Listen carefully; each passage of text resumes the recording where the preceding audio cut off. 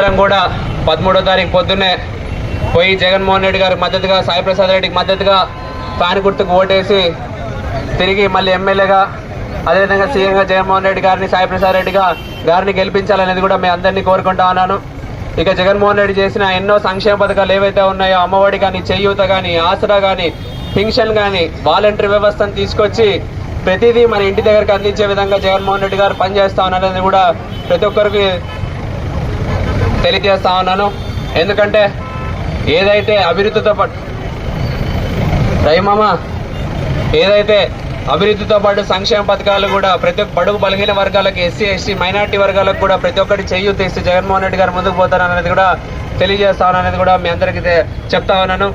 అదేవిధంగా రాబోయే 2024 తర్వాత కూడా ఇవే సంక్షేమ పథకాల్ని మరింత మెరుగులు దిద్దుతూ జగన్మోహన్ రెడ్డి గారు మరీ అందరికీ అందిస్తా ఉన్నారు. చేయూతనేమి అమ్మఒడి 17,000 చేస్తా ఉన్నాడు. పిల్లలకి 8వ తరగతి చదివిన పిల్లలకి ట్యాబ్లు ఇస్తా ఉన్నాడు. ఇంగ్లీష్ మీడియంని ఇంట్రడ్యూస్ చేస్తా ఉన్నాడు. ఐబీ సిలబస్ ఇంట్రడ్యూస్ చేస్తా ఉన్నాడు. ఇవన్నీ కూడా పేద పిల్లలు బాగా చదువుకొని అభివృద్ధి కావాలనేది కూడా జగన్మోహన్ రెడ్డి ఆకాంక్ష. కాబట్టి ప్రతి ఒక్కరు దానికి అనుగుణంగానే వాలంటరీ కూడా, సచివాలయం వ్యవస్థ కూడా పనిచేస్తుంది అనేది కూడా నేను తెలియజేస్తా ఉన్నాను. ఇకపోతే ఆధునిక రాజకీయాల గురించి మాట్లాడుకుంటే ఎవరో అనామకుడు వచ్చి మన సాయి ప్రసాద్ రెడ్డి గారి మీద విమర్శలు చేస్తా ఉంటే మనమందరం చూస్తూ ఊరుకుంటలేం. 13వ తారీఖు తర్వాత జూన్ 4వ తారీఖు తనకు సరైన బుద్ధి చెప్తారనేది కూడా ఆయనకు తెలియజేస్తా ఉన్నాను. ఎందుకంటే తన నోటికి ఏదొస్తే అది మాట్లాడుతూ ఉన్నాడు, ఎంత వస్తే అంత మాట్లాడుతూ ఉన్నాడు. ఆయన పగటి వేషగాడు. ఆయన డెంటల్ డాక్టర్ కాదు, ఒక మెంటల్ డాక్టర్. ఎందుకంటే అంతా ఇన్ని రోజులు ఆదోళనలో ఏ కులము ఏ మతము లేకుండా అందరు కలిసిమెలిసి ఉన్నాము. ఈ రోజు ఒక కులం పేరు చెప్పుకొని ఓట్లు అడుగుతుంటే సిగ్గుగా అనిపించట్లేదు అనేది వాళ్ళందరికీ అడుగుతా ఉన్నారు. ఎందుకంటే మనమందరం కూడా కలిసిమెలిసి అంటా ఉన్నాం.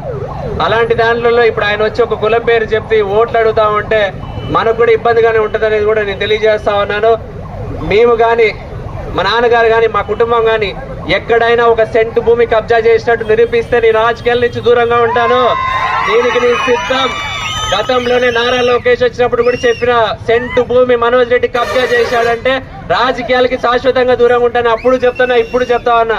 మేమేదైనా మంచి పనులు చేసి ఓట్లు అడుగుతాం తప్ప ఇష్టానుసారంగా మాట్లాడి ప్రజల్ని మభ్యపెట్టే మాటలు చెప్పి ఓట్లు అడిగే పరిస్థితుల్లో మేము లేము, మా కుటుంబం లేదు, మా నాన్నగారు లేదని కూడా నేను తెలియజేస్తున్నాను.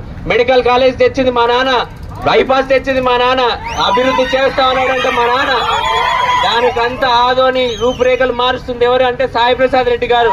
అదంతా దృష్టిలో పెట్టుకొని పార్థసారథి గారు ఒళ్ళు దగ్గర పెట్టుకొని మాట్లాడలేదు కూడా నేను సభాముఖంగా తెలియజేస్తా ఉన్నాను. మురికి కాలంలో నిన్ని ముంచడం కాదు, రామచెల్లలో నిన్ని ముంచి తరిమేస్తాం. ఇక్కడి నుంచి ఏదైనా నోరు అదుపులో పెట్టుకొని మాట్లాడితే కూడా బాగుంటుందని తెలియజేసుకుంటూ ఈ అవకాశం ఇచ్చిన ప్రతి ఒక్కరికి తెలియజేసుకుంటూ సెలవు తీసుకుంటా ఉన్నాను. ఫ్యాన్ గుర్తుకే జై జగన్.